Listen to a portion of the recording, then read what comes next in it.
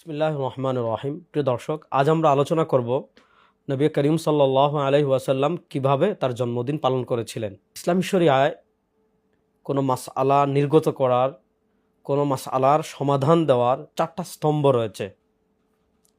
আমরা যে ফিককে ফলো করি, ইমামে আজম আবু হানিফা রাহিমাহুল্লাহর ফিক, যেটাকে আমরা ফিককে হানাফি বলি, ইমামে আজম আবু হানিফা রাহিমাহুল্লাহ একাধিক বক্তব্যে তিনি সেটা সুস্পষ্ট করেছেন। আমার কাছে আল খায়রাতুল হিসান রয়েছে, আল খায়রাতুল হিসান ফি মানাকিবিল ইমাম আল আজম আবি হানিফাত নুমান।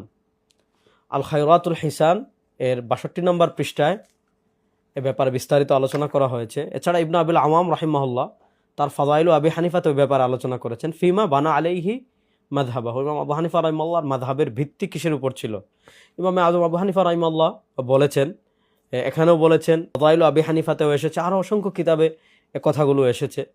এবং ইমাম ইবনে হাজার হাইতামি রাহিমাহুল্লাহ বলেছেন, রুইয়া আন আবি হানিফা মিন তুরুকিন কাসীরা, ইমামে আজম আবু হানিফা রাহিমাহুল্লাহ থেকে অনেকগুলো সনদে, অনেকগুলো সূত্রে বর্ণিত হয়েছে।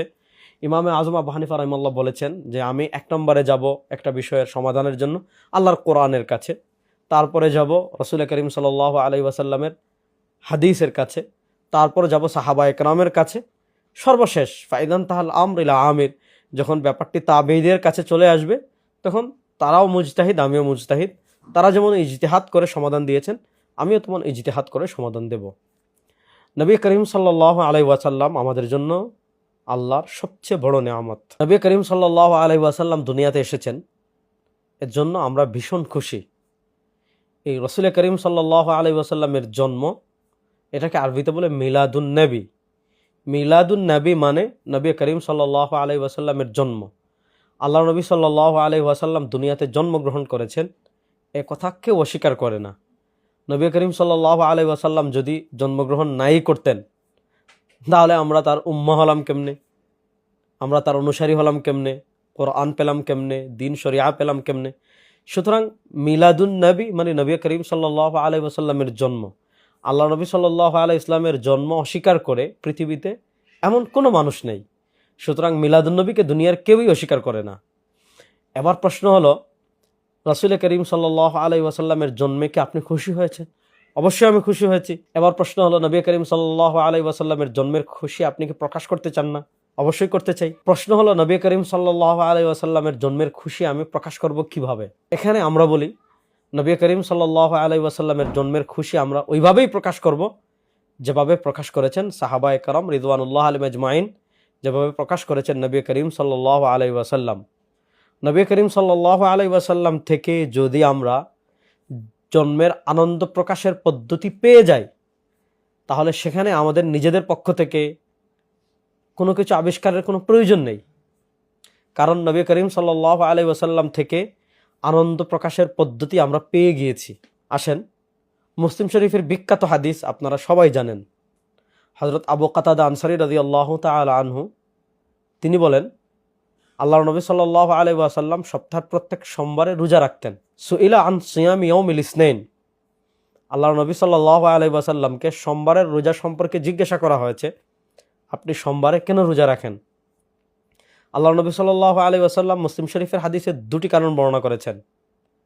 একটি কারণ বলেছেন ফিহি উলিদতু, আমি সোমবারে জন্মগ্রহণ করেছি। আর আরেকটি কারণ বলেছেন ফিহি উবাআসু আলাইয়া, সোমবারে আমার উপর প্রথম ওহী এসেছে। এছাড়া শামাইলে তিরমিজিতে আরেকটা কারণ পাওয়া যায়। এই শামাইলে তিরমিজিটা আমার অনুবাদ এবং তাহকিক করা। নবী করিম সাল্লাল্লাহু আলাইহি ওয়াসাল্লাম বলেছেন, সোমবার এবং বৃহস্পতিবার বান্দার আমল আল্লাহর কাছে পেশ করা হয়। আর ইন্নী উহিব্বু আন উরাদা আমালি ওয়া আনা সাইম, আমি এটা পছন্দ করি আমার আমল এমনভাবে আল্লাহর কাছে পেশ করা হোক যে আমি রোজাদার। তাহলে সোমবারে নবী করিম সাল্লাল্লাহু আলাইহি ওয়াসাল্লাম 3টা কারণে রোজা রাখতেন। 1 নম্বর কারণ, সোমবারে তিনি জন্মগ্রহণ করেছেন। 2 নম্বর কারণ, সোমবারে তার উপর ওহী এসেছে। 3 নম্বর কারণ, সোমবারে বান্দার আমল আল্লাহর কাছে পেশ করা হয়। তাহলে নবী করিম সাল্লাল্লাহু আলাইহি ওয়াসাল্লাম থেকে আমরা তার জন্ম আনন্দ প্রকাশের পদ্ধতি পেলাম কিভাবে? সোমবারে রোজা রাখার মাধ্যমে। এখানে 2টো বিষয় খেয়াল করবেন। আল্লাহর নবী সাল্লাল্লাহু আলাইহি ওয়াসাল্লাম তার জন্মের আনন্দ প্রকাশের জন্য প্রথমত নির্ধারণ করেছেন বারকে, সোমবারকে।